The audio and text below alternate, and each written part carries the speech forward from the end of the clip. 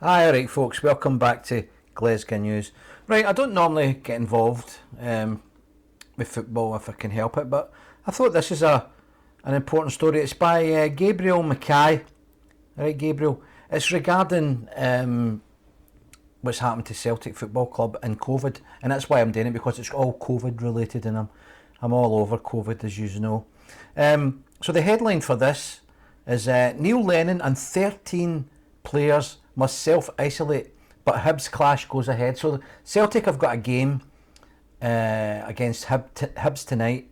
I believe it's at Parkhead, and I think this game was rescheduled really because of Celtic were intending to have a break to Dubai, and I think at the time it was planned to go to Dubai, everything would have been quite kosher, if you know what I mean. I don't think there was lockdown then, and I think there was a window where they kind of thought, we can go to Dubai, rest the players, etc, etc. So that would be a football management decision to sort of treat the players, go to warmer climes right in the middle of a cold winter. And I think, a lot of clubs do it. But unfortunately, what's kind of happened in the period between the time it was planned, I think, and the actual going there, they've had this drama regarding the 10 in a row thing and the poor results. Although they're now seeming to get a bit better. They've won a few games. They won the cup. So things are looking up that way. But they still went ahead with this trip, despite there being a wee bit of Dubai over the fact that Scotland was basically going into lockdown. Now, I don't think there was a ban on flying out to Dubai, so nobody's saying anything like that. But what seems to have happened now, and it's really kind of really bad luck, I would imagine, is that somebody on the plane, somebody in Dubai, one of the first team players has contracted COVID. And because the whole team has been on the buses, because the whole team has been on the plane, then they are considered close contacts. And so that's where the story is, right? So it says here, the club insists Monday's clash with Hibs will go ahead despite the squad being decimated. Alright, so it's 13 players from the first team squad. Right? So I don't know the Celtic team, so goodness knows who is going to be playing against Hibs. So it says here, Celtic have announced 13 players plus Neil Lennon will have to isolate after Christopher Jullien tested positive for coronavirus, but their game against Hibs will go ahead. On a dramatic morning, the 9 in a row champions were hit with a bombshell that decimates their squad for a game that had to be rescheduled to accommodate the mid-season break to Dubai. Exactly what I said there, basically, yeah. It was a move that proved controversial in the midst of the pandemic, but now another hammer blow has hit Celtic. After Lennon and his squad returned from the Middle East, a player tested positive for COVID-19, now confirmed to be French centre-back Jullien.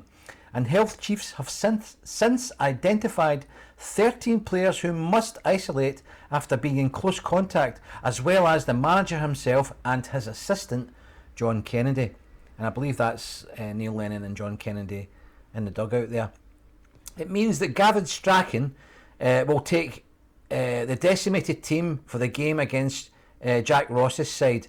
A Celtic statement announced, Celtic Football Club confirmed today that Christopher Jullien has tested positive for COVID and is self-isolating at home. We wish Christopher a speedy recovery.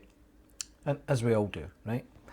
While all the other members of the squad and backroom team have tested negative, we have been informed by the authorities that having been deemed close contacts, Celtic manager Neil Lennon, John Kennedy and 13 first team players will be required to self-isolate as a precautionary matter. The club would like to thank the Scottish FA, the GRG and the Scottish Government for their assistance in managing this case. Celtic will of course fulfil its fixture against Hibernian this evening. The Dubai trip proved to be controversial, but the club insists Jullien's positive test could just have easily happened in Scotland. Clearly we are hugely disappointed, as we know our supporters will be. So basically I don't need to go any further than that. The protocols dictate what has to happen now, and they've got themselves caught out by that. So it's alright talking in hindsight, isn't it? Should they have went? What do you think? Should they have went, given, I mean, there's been stories all over the papers while they were away about this. I know Alan McCoy said something about it, and then people spoke up for Celtic. So, you know, as I say, it's easy to talk in hindsight. You know, it's very easy to be judgmental. But goodness knows what's going to happen to Celtic's season now. That's a fortnight. The team's going to be denied its 13 its first team players. Are they going to be able to train? Are they restricted to? I don't know how that'll work for them. That's a disaster, really.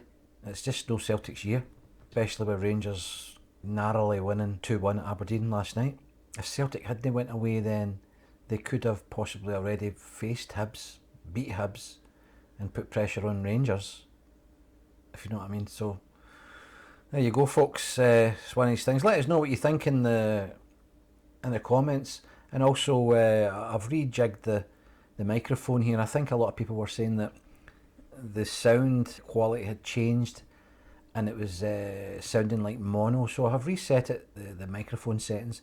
Let me know if it's now stereo. Can move on for there. Anyway, folks, once again, if you like the content, hit the like button, share and subscribe, because that's all I've got to say about that.